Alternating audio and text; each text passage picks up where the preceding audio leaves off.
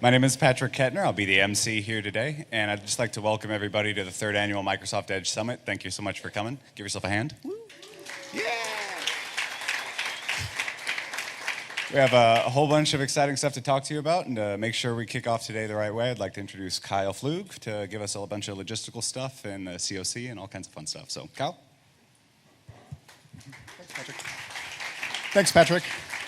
So hello, as Patrick said, welcome to the third annual Microsoft Edge Web Summit. We're really excited to be here in Seattle for the first year and to welcome a bunch of developers from locally and from around the world today. We're going to get started in just a couple minutes with the keynote. I just wanted to open up with a few notes on the layout of the venue and some logistics for anybody who has questions.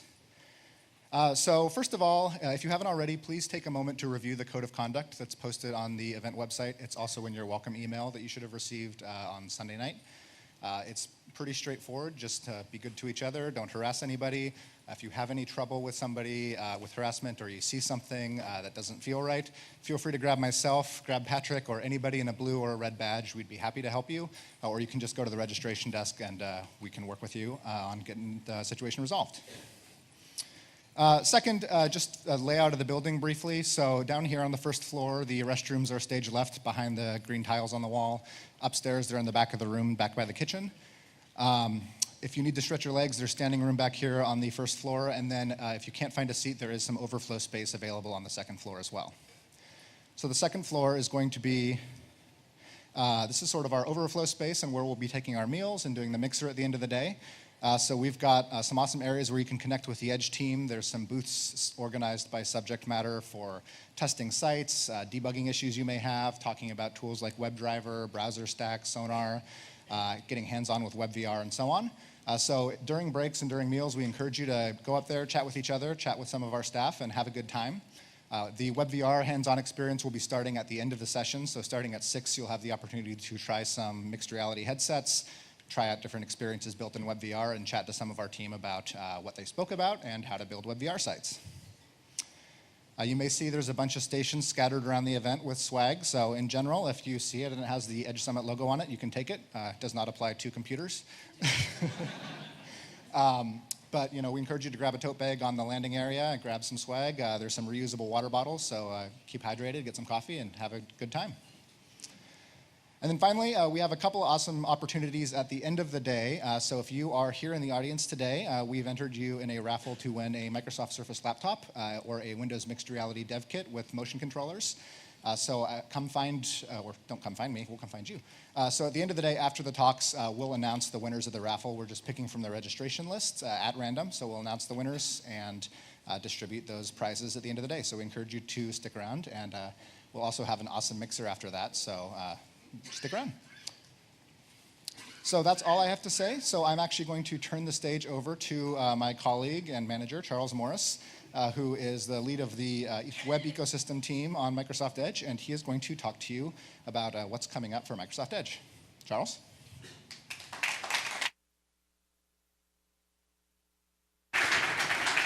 Thank you very much, Kyle. Let's actually give another round of applause for Kyle, because he's actually the brain behind this whole operation. So great job.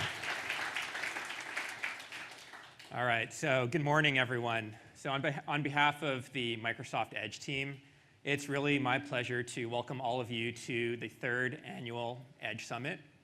Coming to you for the first time from beautiful Seattle, Washington, our hometown. Let's hear it, Seattle. Woo, woo. I just want to make sure you're all awake and caffeinated, as we need to be here.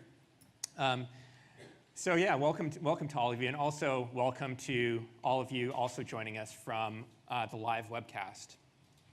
So today is really our chance as the Edge team to connect with all of you, the web developer and web design community, and really share with you the progress that we've been making with Microsoft Edge over the last couple years, as well as a peek forward at where we're going.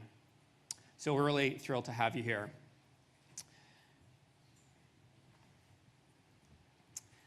So my name is Charles Morris, and I lead a team in Edge that's really responsible for connecting the engineering team to all of you as the web community.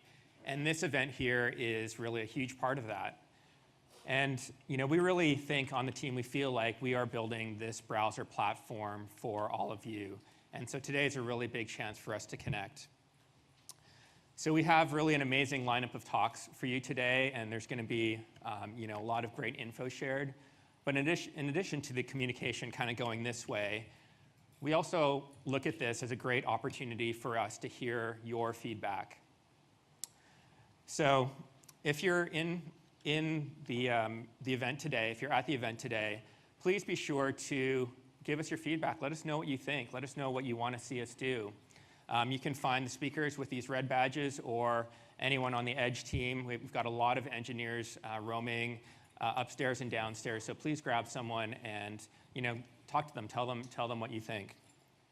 And if you're not here, you can also join in on the conversation on Twitter by using the hashtag #MSEdgeSummit.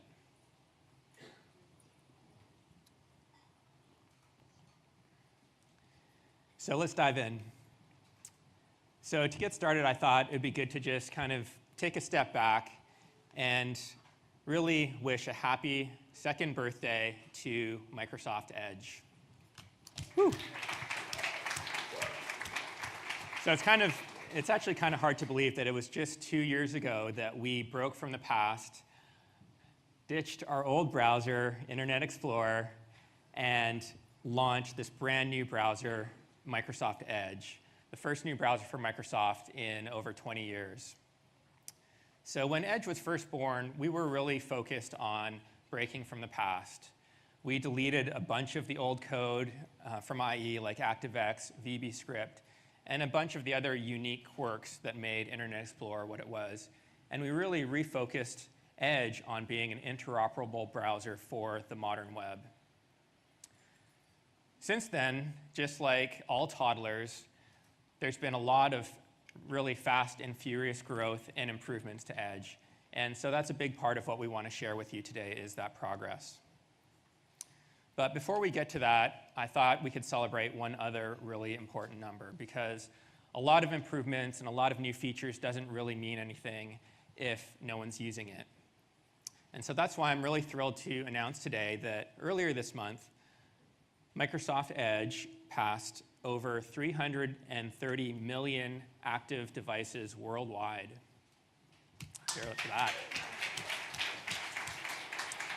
So this number has more than doubled since the Edge Summit last year.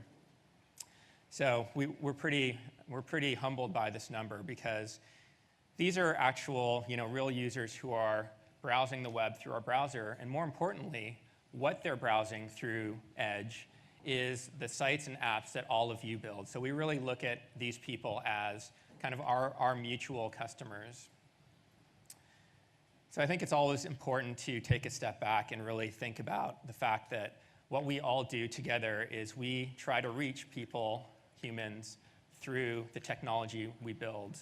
We try to make their lives better. And so when we look at a number like this, I think when all of you look at your analytics, I think it's good to see beyond the number and see the actual people who are being touched by our work.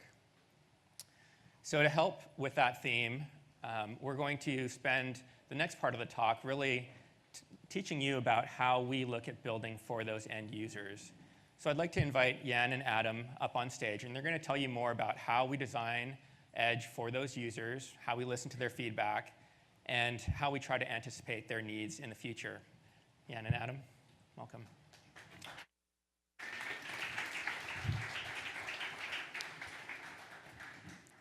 Thanks, Charles. Good morning, everybody, and good morning to everyone who's watching us on the live stream. So I'm Adam, and this is Jan. We're here from the Edge team. Today, we're going to talk a little bit about how our team designs and builds the modern browser for Windows 10, Microsoft Edge. When we think about the complete experience of browsing the web with Microsoft Edge, there's several different pieces that we consider.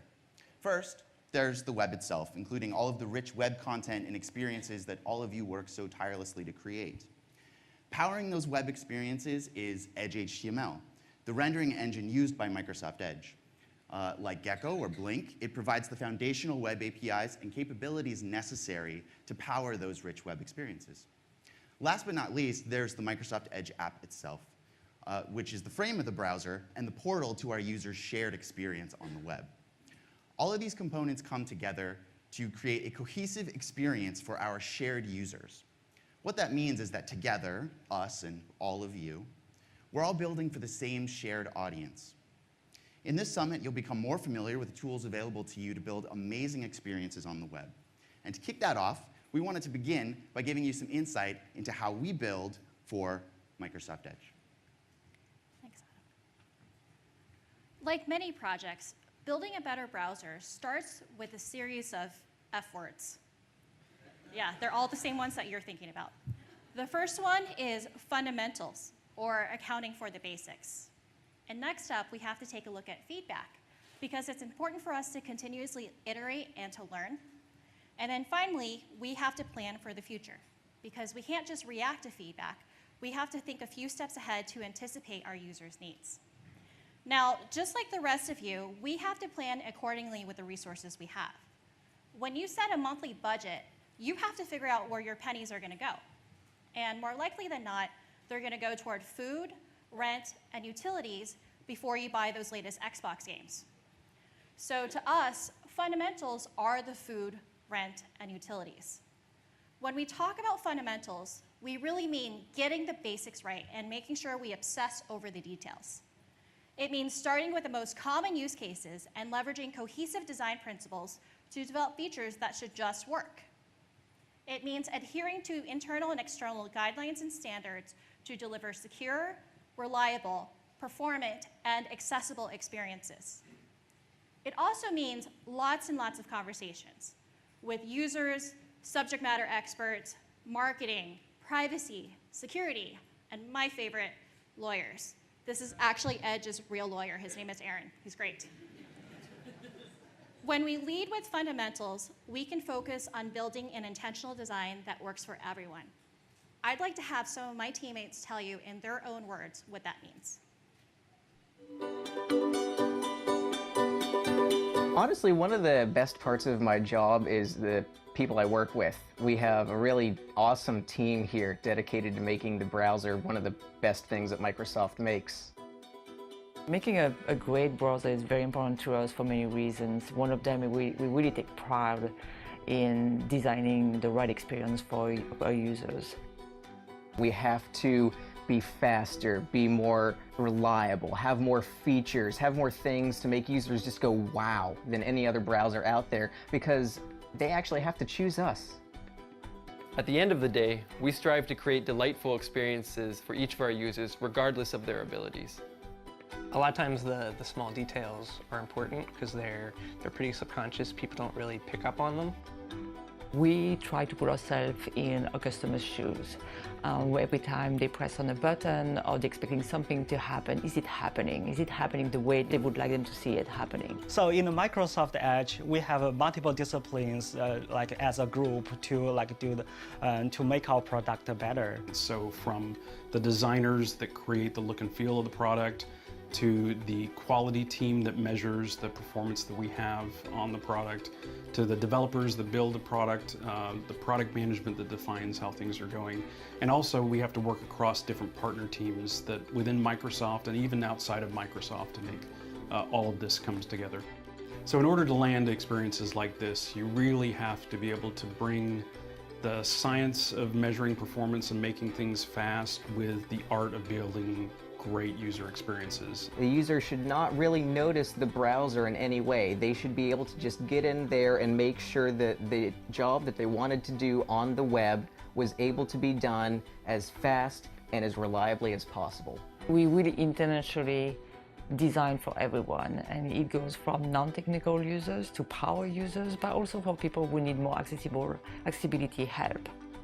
It's Microsoft's mission to empower every person and every organization in the planet to achieve more. So that includes the people with disabilities.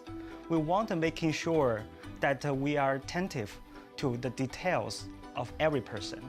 For us, attention to detail doesn't only have to do with what you can see, but also what you can hear.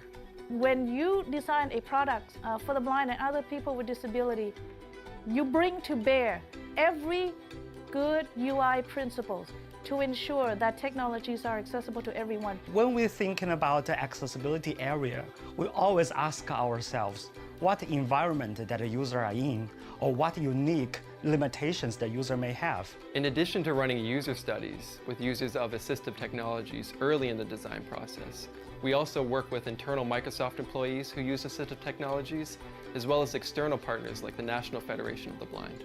Blind computer users rely on everything else but vision.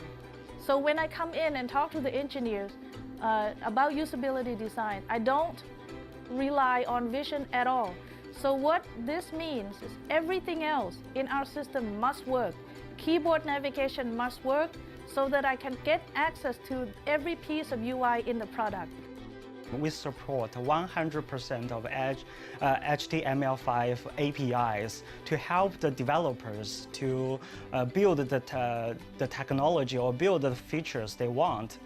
When we design a product that integrate all of the universal design principles, we open the door to ensure that our technology is being able to access by everyone at all times, no matter the situation that they're in. I think one of the most compelling things about working for Microsoft Edge is just thinking about the number of users who are affected by the design decisions we make every day.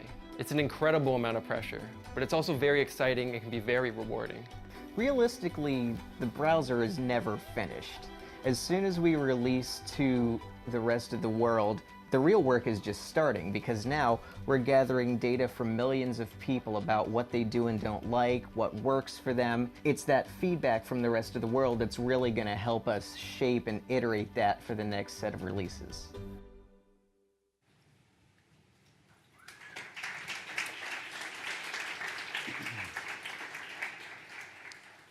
As you heard from my teammate Josh in the video, our work on the browser experience is never done. We're constantly listening to feedback from a variety of sources, both internal to Microsoft and from folks just like you. We start with dashboards and metrics to monitor our telemetry in real time. We do A/B experimentation testing to determine what works and what doesn't. We have extensive performance labs that simulate real-world conditions and automated tools that simulate user behavior. But while data and metrics can tell us a lot of things, they can't put this information into context, and that's where people come in. We start by testing internally inside the company, and we call this practice dog fooding, as in eating our own dog food. And honestly, it's delicious. The feedback is discussed in hallways, tracked in databases, but also comes in through various emails and discussion groups. These are valuable sources of information because they allow us to dig deep into these investigations, to get repro steps, logs, and traces that we need to really make progress. Of course, feedback from Microsoft employees can sometimes be a bit of an echo chamber. Because we're designing for everyone, and not just for ourselves, we have the Windows Insider program to help us get feedback from our global external audience during the development process. The Windows Insider program is open to anyone who wants to sign up, including all of you. And you can choose the speed at which you'd like to participate and receive new builds. You could start with the Release Preview ring, which will give you the current public release with early access to updates. There's the Slow ring, in which you'll be able to receive updates directly from our development branch. Or there's the Fast ring, in which you'll be able to get the fastest available builds hot off the presses from our development branch. If you choose that, you'll get those builds weekly, which Yan and I like to call living on the edge. Thank you for indulging my dad joke. For more information and to sign up for yourself, you can go to insider.windows.com to learn more. And of course, once a new version of Edge is released to the public, we get ongoing feedback worldwide through dashboards, support channels, feedback logged through our Feedback Hub app, and from social media. Thanks, Adam. We tend to get all kinds of feedback, especially through our Feedback Hub. The Feedback Hub is an app that runs on Windows 10 in which anyone can give product feedback directly to our engineering teams, and you can upvote on the feedback that you care about the most. However, I like to hear straight from our users. So for that, what better source is there than social media in a segment that I'm going to call Dear Edge Team. So first up, we have what I call a frustrated tweet. Rasmus from Denmark says, "Gah, does anyone know how to edit a bookmark in Microsoft Edge browser?" Hashtag Twitterbrain. Now, Jim tries to help, but eventually Rasmus concludes, no, it's useless. Okay. Next up, we've got some tough love from Matt from Charlotte, who writes, "Windows if you want to know why people hate Edge, the feature to edit a URL in a favorite does not exist in Edge. Yikes. Okay, so this last one kind of hurt a little bit, and you'll see why shortly. Simon from Auckland said, the favorite management in Microsoft Edge is so bad, you need a third-party tool to edit the URL a favorite points to. Okay, Adam, what can we do for Rasmus, Matt, and Simon? Well, Yan and our friends on social media, we've got you covered. In Microsoft Edge, in the Fall Creators Update, you'll be able to edit a URL, an existing favorite, and rename it to something memorable. It works just like you'd expect. And we hope this shows that we're always listening, and we prioritize many of the changes we make based directly on your feedback. Thanks, Adam. And actually some great news. If you're an insider, you can already see these updates in the latest insiders builds. So we're super glad we can make your day, Massimo. So now when we say we're listening to feedback on all channels, we really mean it. First up, here's some feedback from an insider who wanted to understand why dragging and dropping favorites wasn't working. And next up, we have Scatterbrains, who self-identifies as hailing from Planet 3, so it's very extraterrestrial, because I said all channels. No drag and drop URL support in Microsoft Edge. Bummer. All right, Adam, what do you have for these folks? Well, Yan, and from all of our friends on social media and throughout the cosmos, we have you covered again. Coming soon in Microsoft Edge, you'll be able to drag and drop URLs from the address bar into the favorites bar or into the favorites hub. Again, we think it works just like you'd expect, and we hope this shows we're always listening, and we really appreciate your feedback. We're not only expanding the existing feature set and fixing bugs, but we also continue to improve on the design of existing Edge features. For example, on the Edge address bar, we started with the principle of reducing visual clutter wherever possible in order to let the web page shine. As a result, what this meant was that we stripped the prefixes from URLs when you weren't interacting with it, and we only showed the prefixes once you clicked into the address bar. This posed a bit of a usability issue if you tried to select some text without clicking in the address bar first. As you can see, I can't quite get to the Windows Phone text right there. And this is something that we definitely heard about from our users in social media. We realized through multiple feedback channels that this micro interaction was really important to them, and it caused us to reconsider our address bar design principles such that now we prioritize the efficiency of text selection over minimalism. So Adam, what was the end result of this work? Well, again, Yan, and from our friends here, we've got you covered. The address bar will no longer jiggle that text when you try to select on it anymore. This is coming soon in Edge, and again, we really appreciate all the feedback that led us to this place. Listening and reacting to user feedback is vital for Microsoft Edge to be able to continue to meet the varied and disparate needs of our global user community. However, it's very important that we don't just react. We work diligently to never stop moving forward in how we improve the browser for our users and anticipate their needs whenever possible. Our goal is to continually create delightful moments for our users in the browser and meet their needs that they might not even know they have yet. In our most recent release of Edge, the one that accompanied the Creators Update this spring, we shipped a new feature called Tabs You Set Aside. This new feature is the result of extensive user research, concepting, prototyping, and iteration by a large and creative team of folks from varied backgrounds and different disciplines. Shipping new features in a product used by so many people around the world is a shared challenge and an awesome opportunity for the folks who work on Microsoft Edge. I'd like for some of our teammates to tell you about that experience in their own words. The journey for us to be able to get to what we're shipping in our next release required us to go through a whole bunch of stages in that journey, including research, ideation, prototyping, and ultimately self-hosting in order to get feedback so we can do that loop again to get our features in the best possible state before we ship them for our next release. What can we do to make the familiar new and fresh and find new ways for you to be active and effective online? In our user research, we saw that these pain points kept coming up in the way that people were using tabs. We didn't know exactly what we wanted to measure in the beginning. How many times did they open a tab?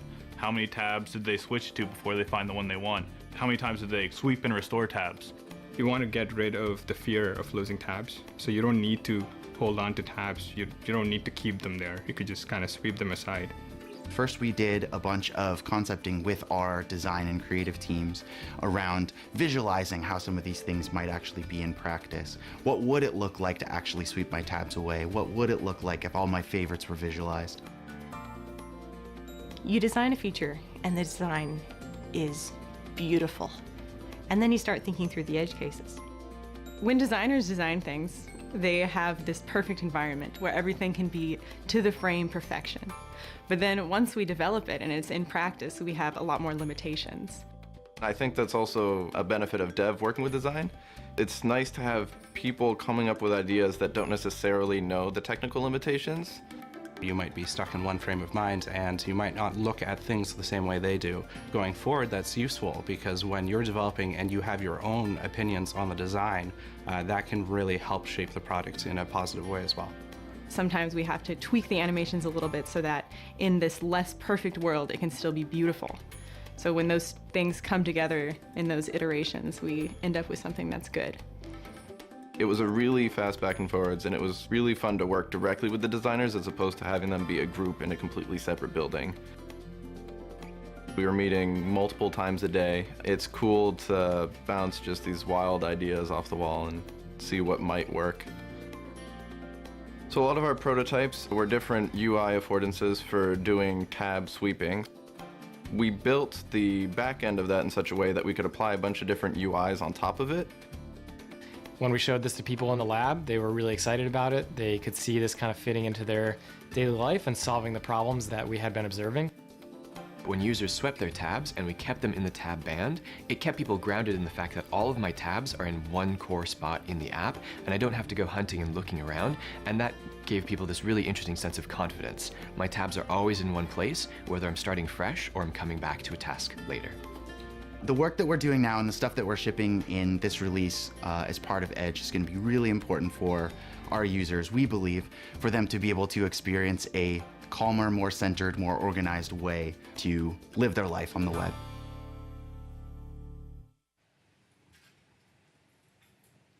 As you've seen today, fundamentals, feedback, and thinking about the future are the essential building blocks behind the Microsoft Edge app. However, there is one more F word that I haven't said yet, which I've been dying to say. Don't worry, Charles. That word is fan. We know that all of you are interested in building great experiences for the web, and that's why you're here today. We would also like for each and every one of you to become a fan of the Microsoft Edge experience.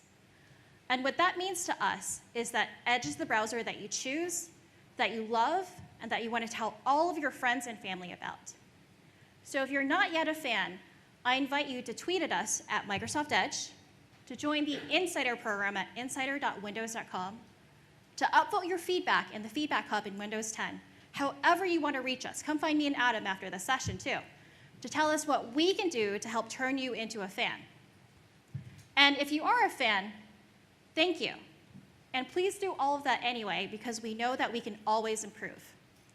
We're here to listen, and with your help, we can build the best web experience possible for our users. Thank you. Thank you.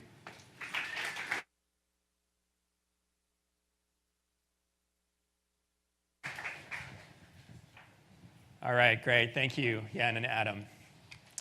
So with that look at how we build for our end users in the Microsoft Edge app experience, I'd like to pivot now really for the rest of the day towards Edge HTML. So as I said, Edge HTML is the engine that powers Microsoft Edge. And I think of it really as where our code comes together, us as browser makers and all of you as creators on the web. So what I'm going to do for the next few minutes is really give you a high-level overview of where we've been over the last 2 years, as well as where we're going, and also relate that to how that maps out to what you'll be seeing for the rest of the day.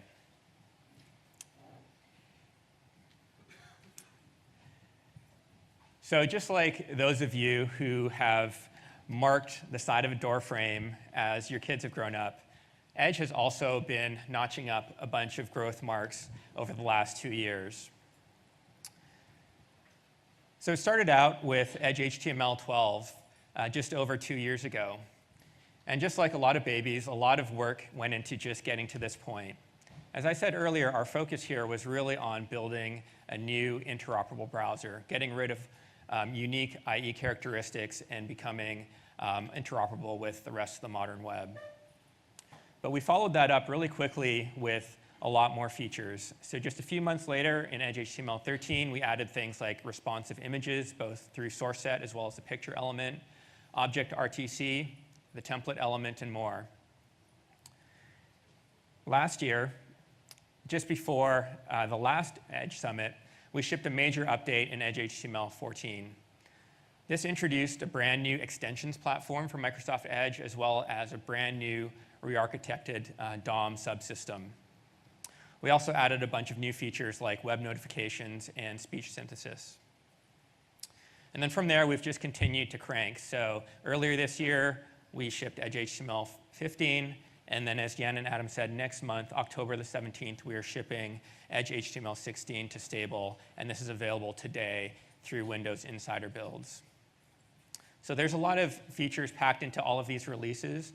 The best way to get a summary of each of these updates is to simply remember this URL pattern, aka.ms/devguide_edgehtml, and then the version number.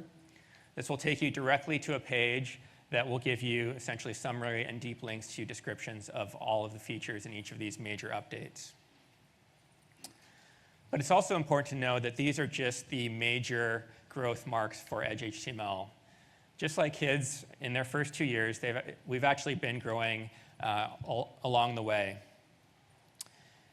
And so to illustrate that, we've actually shipped 82 patch updates in this 2-year time frame. So I did the math, and this actually works out to shipping stable code every 3.15 weeks. I think we were aiming for 3.14 and just missed. So we're shipping fixes to our customers all the time, and these bigger marks are really just what we call feature updates that have larger collections of new features. During that time, we've also shipped 75 insider previews. So this is through the fast ring that Jan and Adam talked about, and is your way to get your hands on the latest code coming out of the Edge team. So to give you an idea of the progress that we've made over the last 2 years, I thought I'd share just a few fun numbers. The first one is that we have shipped over 75 new web standards in Edge just in those past 2 years. This is on top of the improvements that we made in the initial release of Edge. So it's hard to wrap your head around what that means, but one way to do that is to look at our HTML5 test score. So the HTML test score today has jumped over around 100 points from when Edge initially shipped. I actually think we have Niels here, who's the creator of this test, so look out for him. But actually, I've been talking a lot about features, but new features is just a fraction of what our team works on. We care a ton about fundamentals, as we'll talk about in a second, and we put a ton of work into that. So one of my favorite illustrations of the progress that we've made in performance is through the speedometer benchmark. So as I said earlier, we introduced a brand new re-architected DOM, and since then we've been tuning it to get faster and faster. So the speedometer is a public benchmark that emulates a lot of real-world frameworks. And over the last 2 years, our score on this benchmark has increased by 2.5 times. We also care a ton about accessibility, as you saw from the previous video. And we're proud to say that we're still the only browser that scores a perfect 100% on the HTML5 accessibility benchmark. So you'll be hearing a lot more about these improvements through the rest of the day, starting with Todd at 5 p.m. today, who's going to be giving an overview of all the performance improvements that have gone into Edge over the past year or so. And then be sure to stick around also for Bogdan and Rawson at 4:30, who will be talking to you about really some of the fundamental architecture work that we had to do to create a really accessible experience that all of you can build on top of.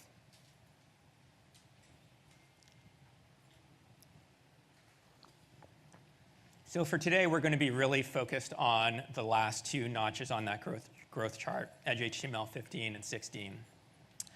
And of the 75 web standards over the past 2 years, this is a subset that we are shipping just just in 2017. So it's our goal for you today to come away with a really deep understanding of these features. So we've really mapped out a lot of the day according to this list. So we're going to get started with that. Later this morning, with Ollie at 11:15, who's going to be giving you a tour of the experimental support for Service Worker in Microsoft Edge. So as many of you know, Service Workers are a really transformative technology for the web, and it's actually something we've been working on for about a year or so, and we're really excited that it's starting to approach readiness for stable builds.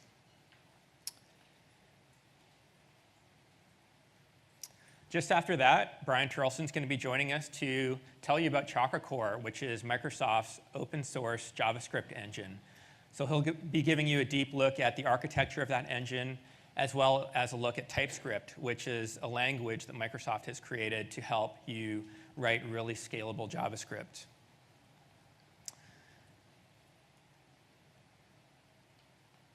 Just after lunch, Melanie will be here to tell you about the CSS Grid updated support that's going to be shipping in Edge HTML 16. So this is one of our top requested CSS features, and really thrilled to be able to deliver this next month. And she'll also be talking about a couple of other features that come along with that, object fit and object position. After that, Molly's going to be here to tell you about Payment Request API. So if you haven't heard about Payment Request already, we really think this is one of the most transformational changes to the way e-commerce is done on the web. And so she's going to be here to tell you about that along with a special guest. And then last but not least, at 4 o'clock, we've got Nell and Lewis here to tell you all about the new web VR support in Edge. So we've got a huge investment into mixed reality at Microsoft, starting with a big new launch of a mixed reality platform in the Windows 10 update next month, as well as a whole suite of affordable VR hardware that's coming out this holiday. So we're really excited about the potential for VR, especially on the web. And if you're interested, please stick around for this talk, but also be sure to stop by at the WebVR booth upstairs. So another major update that we've made to Edge, as I talked about starting last year, was a new extensions platform. So after we launched Edge, this was really the #1 thing that people were asking for. End users had gotten used to being able to customize their browser through extensions. Developers like yourself have gotten used to creating a more integrated and pervasive experience for your sites across the web by providing extensions to users. And so we built an extensions platform, launched it last year, but we really started with a pretty small set of about 13 extensions. And this was really intentional on our part. We had just gotten done with removing an old extension model called ActiveX in IE. And we were really familiar with all of the security, reliability, and other performance problems that an extensions model can create. And we really wanted to make sure that we didn't put ourselves down the same path with this new HTML and JavaScript-based extension model. Since then, with Edge HTML 15, we added a bunch of new features and APIs, including native messaging, to this platform. But we've also really started to scale up the number of extensions. So in the last few months or so, we've gone from 13 extensions up to over 70 now worldwide, including some ones that are just rolling in day by day. So just the other day, one of the extensions that I've been waiting for the most, Grammarly, hit the Windows Store. So really the call to action here is if you have an extension or if you use an extension that isn't available yet for Edge, please let whoever creates that extension know that now's a great time to actually submit your extension to the Windows Store. It still goes through some validation because we do want to protect the performance and security of the browser, so it's not a free-for-all. But we do have, as I said, a very streamlined process, and you can get started here at aka.ms/edge extensions. One more thing that you'll find at that link is actually a tool that will in an automated way port your extension from Chrome to Edge, replacing common things like namespaces. So we try to make it as easy as possible. So with that, I'd like to switch and pivot a little bit from looking backwards to looking forwards at year 3 and beyond. So just like kids, when they hit 2, it's not like they suddenly stop growing, right? If anything, they just keep on accelerating into the school years, and that's really our plan as well. So the way I'd like to frame where we're going next is really by telling you about how we think about our priorities heading into year 3 and beyond. And that really starts with fundamentals. So Adam and Yan talked about how that's really important to them when they build the Edge experience, but it's even more important to us as people who are building the web platform. So if they put the fun in fundamentals, then I think us platform people put the mental in fundamentals. So, see, it worked. So, this means a lot of different things to us, and I talked a little bit about the performance talk coming up later today, as well as the accessibility talk, but we've also got some other great content queued up. First, Nathan at 10 a.m. will be telling you about really some of the unique security capabilities that are available in Edge. And then to close the day, we've got Nolan coming up, who will be giving another perf talk, but this time the content's really going to be focused on what all of you can do as web developers to build faster content. And his tips are going to be based on work that he's done with a lot of really big web partners inside and outside the company. So it's really interesting stuff. The second priority for us is really new to this list. So fundamentals is probably always going to be #1 on our list. But the #2 priority for us here is really new, and it's something called progressive web apps. So a lot of you may be familiar with this term from Google talking about progressive web apps as a way to build apps on Android. Well, in upcoming releases of Windows 10, we're really going to show that Microsoft is absolutely committed to making progressive web apps a first-class citizen on Windows and really set the tone for bringing progressive web apps, especially to the desktop environment. Yeah, exciting. So, sounds like a lot of you already know what PWAs are, but we really believe it's a transformative way to think about how you build apps, and in particular, how you make this, kind of ever-changing decision around building for web versus native. And so to really give you an updated view on how to approach that question, Karupa will be joining us later this morning to give you an overview of how Microsoft is approaching building PWAs. Next up, we've got Edge Dev Tools. So as we've been kind of knocking off the top priorities, so initially it was making an interoperable browser, then it was extensions, PWAs. As some of these things have been built, the Edge Dev Tools have really bubbled up to the top in terms of the feedback that we hear from people like you, from our big web partners, as the number one thing that we need to work on. And so we've really responded to that and drastically increased the size of the team. And so Jacob Rossi will be here later this afternoon to give you an idea of some of the early returns on that investment, as well as where they're heading next with the tools.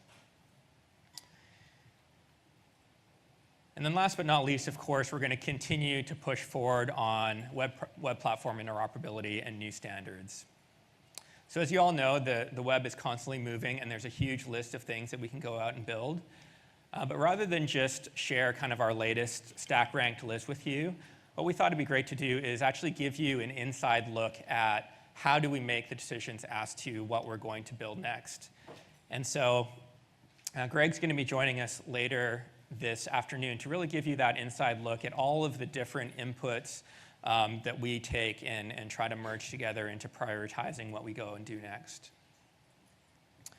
So that's kind of a roadmap for where we've been, where we're going, and how that maps to what you'll be seeing today. But there's more that I want to say, because really building a great product is only one of the things that we can do for all of you. It's definitely the most important thing. We really feel like it's the number one thing we can do to make all of your lives better, is to build a great browser. But there is more. And so back to the birthday theme, the browser is the centerpiece. The product itself is a centerpiece, and we're so super focused there. It's kind of like having a great birthday cake at the party. But there's a lot more things that we can do to make it a fun party. We can make the decor nice like it is here. We can have great party favors like we have. And so in a similar way, we wanted to continue to push ourselves to think about what more we can do outside of building a great browser for all of you to make your lives better.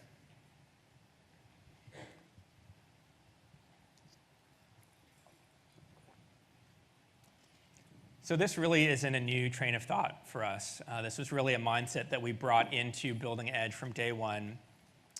And the first thing we wanted to do was really rally around this idea of building in the open, because it wasn't how Microsoft built its browser, many, many years ago.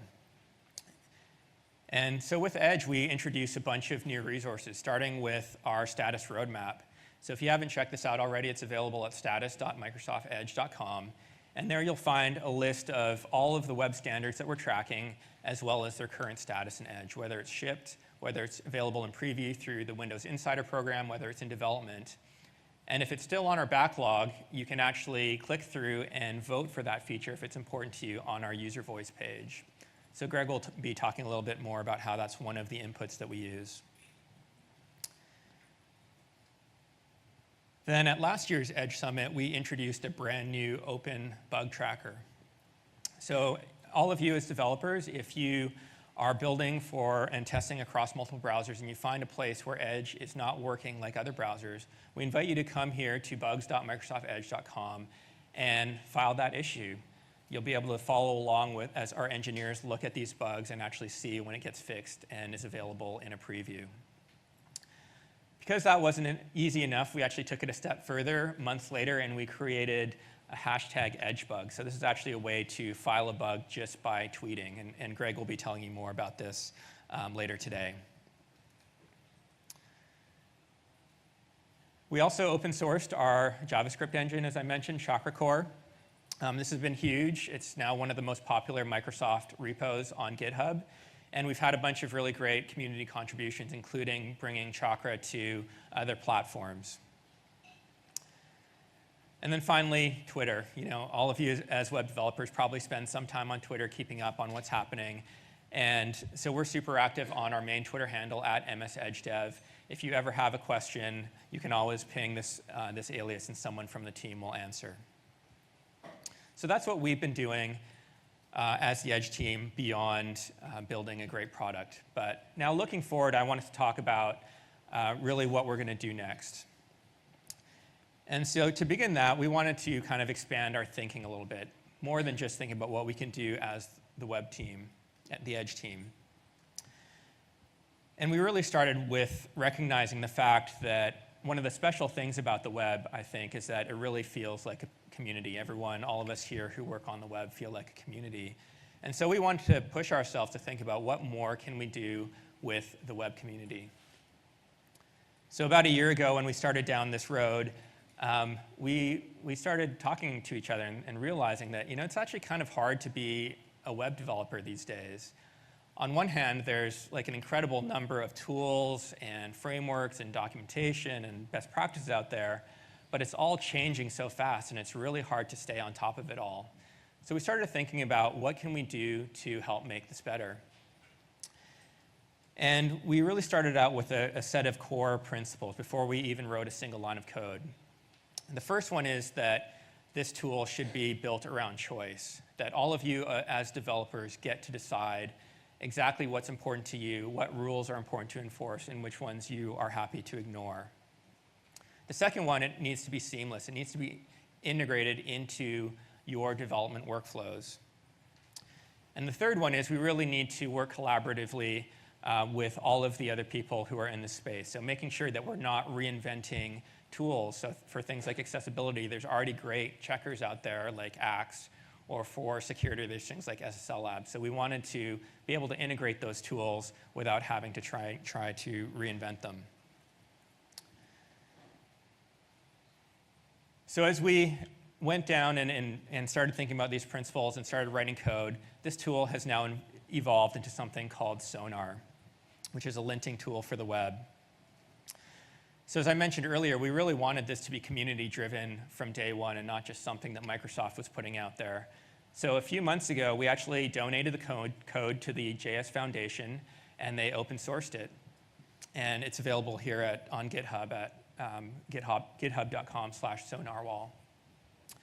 So we've already started to have a bunch of community members jump in and start to improve things, but today is kind of the next step in that journey, and really inviting all of you to come check it out and give it a test drive. And if it doesn't do everything that you want it to do today, then please contribute and help turn it into the linting tool that you want it to be.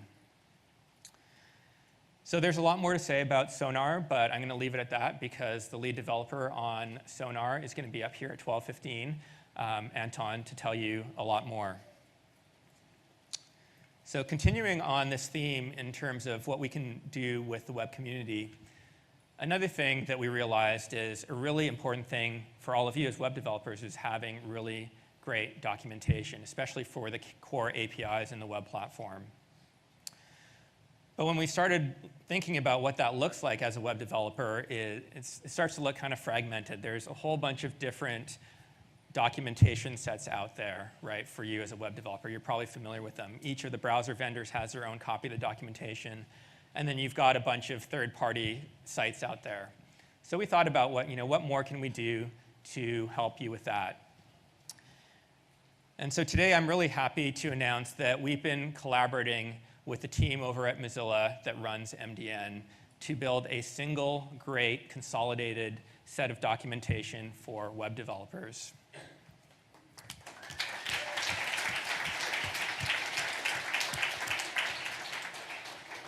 So the MDN team has actually already kicked this off. Some of you who follow along closely may know that they actually rebranded, even though it doesn't look that different. So MDN doesn't stand for Mozilla Developer Network anymore. It's just MDN Web Docs. And part of their goal there was to make it a more agnostic, vendor-agnostic destination. And so this partnership has actually already kicked off. And the technical writers on the Edge team have, in the past year, already contributed over 5,000 wiki edits to the MDN repository to make sure that all the Edge documentation and other resources are accurate and up to date there. So we have actually a lot more to announce here in the coming months, so please stay tuned.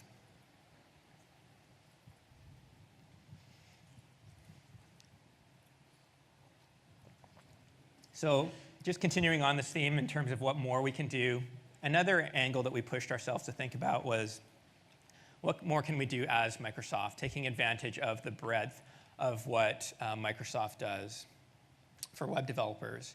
And as soon as we started thinking about this, one of the first things we realized is, wow, Microsoft provides a lot of tools, frameworks, other things for web developers, but there's actually no great way for all of you to know where that is. You may know, pockets of that information, Visual Studio, Edge, Azure, and so forth, but there's no single place to really look that up. And so we set out to fix that. And earlier this year, we launched the site developer.microsoft.com/web. And the goal of this site is really to do what I just said, give you a single-stop shop to see what Microsoft has to offer across the board. So we're not replicating information. We're really just giving you links into all the various resources that are there. So what you'll find here is some updates on the latest news, as well as an overview of all the platforms and technologies, things like Edge, ASP.NET Azure, tools like Visual Studio Code. But my favorite part is actually this middle link here called Web APIs. Because if you click into that, you'll actually find a full directory of all of the web APIs, embeddable controls, and so forth that Microsoft provides to you as web developers. So this is over 50 different APIs available from teams across the company like LinkedIn, Bing, Office, as well as new offerings from our artificial intelligence and research orgs. So please be sure to check that out. But we also know that just having a great browser, some documentation, isn't quite enough. Your development environment even is more than just having a great editor like Visual Studio Code. The modern web development toolchain also requires a really great commanding environment. And so that's why we're really happy that last year we announced what's called the Windows Subsystem for Linux, which is often called Bash on Windows. So if you're not familiar with this, this allows you to just go to the Windows Store and actually one click, download and install a full Linux distribution and run it on top of Windows. There's no VMs or anything like that. It's actually running directly on Windows. And this gives you, among other things, great command line environments like Bash. So one of the main reasons why we built this was for web developers like all of you. And so we've been working really closely with the Bash team to make sure that as we go to web conferences and other places, they come along with us and hear feedback directly from web developers. So continuing on with that theme, we actually have a bunch of the team members upstairs. If you have tried this out or if you would like to check it out, get a quick demo, please be sure to stop upstairs and check it out. So we've covered a lot of software improvements now. You've got great tools, browser, commanding environment. But we know that actually even just having great software is not enough. As developers, we also really want some beautiful, powerful hardware to carry around with us to events like this or to have on our desk at the office. So in the past, this has usually meant one thing. And so web developer events have started to look a little bit like a monoculture. That's why I'm thrilled, and as hopefully most of you know, that the Surface team has been doing some amazing work and building some really beautiful, amazing devices for developers, including the Surface Book, the Surface Studio, and the Surface Laptop that you see here. If you haven't had a chance to check out all of these devices, again, we have samples of all of these devices upstairs. Please stop by and check it out. But I shouldn't just leave it at the Surface team, because actually a lot of our PC partners, OEM partners such as Dell, Lenovo, and HP have also been building really amazing hardware in recent times. And so it's really bringing to bear kind of the strength of choice so that you can find hardware that's really the right thing for you, whether that's touch screens, two-in-ones, and so forth. So there's a ton of great choice out there.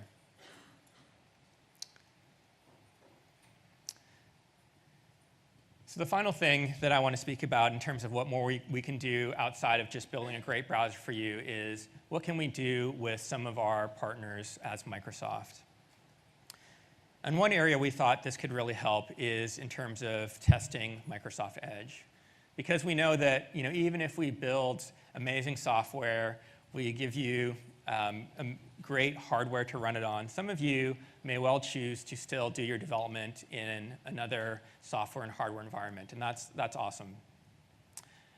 However, we still want you to test in Edge and other browsers, because we all have a responsibility to preserve the reach of the web by making sure that what we build is interoperable across platforms. So to help with that, we've been really committed since the beginning to make sure that it's easy for people who are not running Windows to test on Microsoft Edge. That really started with providing free virtual machines for you to download on a number of different VM platforms you see here. So we provide the latest Insider build, the last 2 stable Windows 10 builds, as well as older versions of Internet Explorer, especially if you work in an enterprise that has older line of business applications. So these are available for download at vms.microsoftedge.com. But we know that running a VM is kind of inconvenient, right? It's a big download. It takes up a lot of RAM and CPU to run. And so that's why we were super excited earlier this year to announce a partnership with BrowserStack. BrowserStack provides cloud services to run cloud testing for your browsers, including Edge. And as part of this partnership, we announced that testing on Edge for both live and automated testing would be free, which is really awesome. So to tell you more about this partnership and what BrowserStack does, I'd love to welcome Neil from BrowserStack up on stage to tell you more. Thanks, Neil.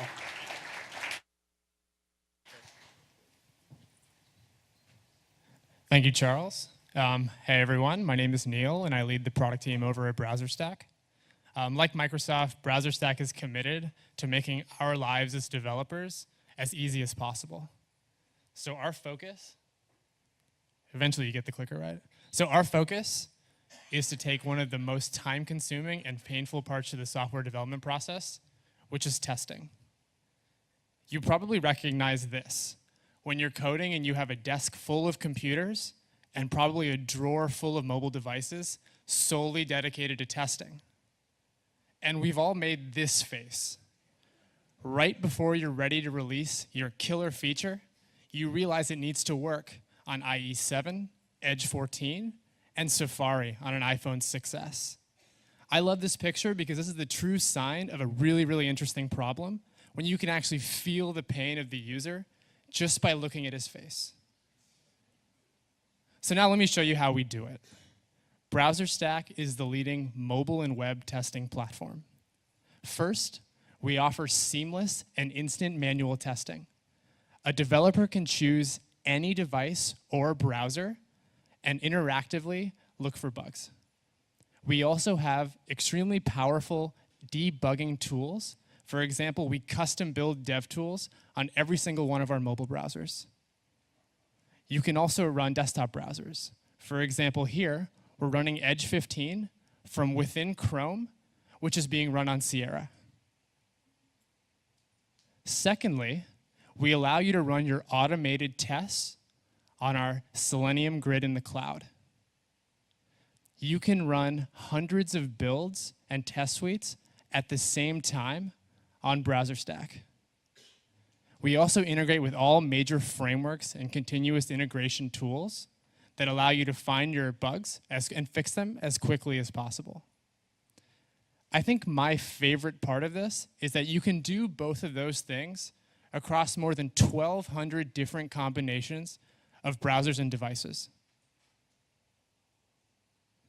We're off to a great start solving our problem.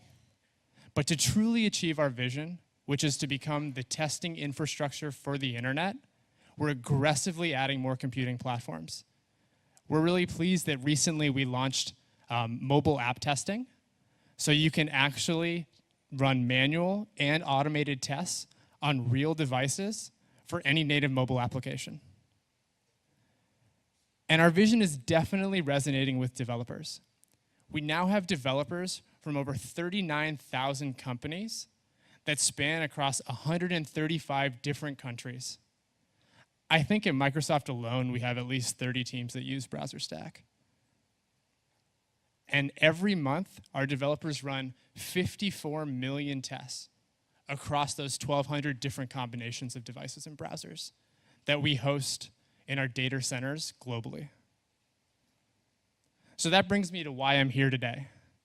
To help developers even more, we're excited to partner with Charles and the Edge team, and work with one of the most used browsers in the world. So we're happy to offer all developers free manual and automated testing on the Edge browser. And starting in the fall, we'll be including insider flights as a way to access some of Edge's newest functionality, like service workers. To get started, it's easy. All you have to do is go to browserstack.com and sign up. Thank you and happy testing.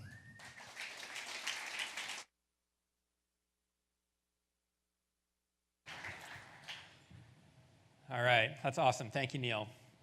So that's it for me. I want to give way to the rest of the awesome content for the day, but I want to leave you with just a few final thoughts.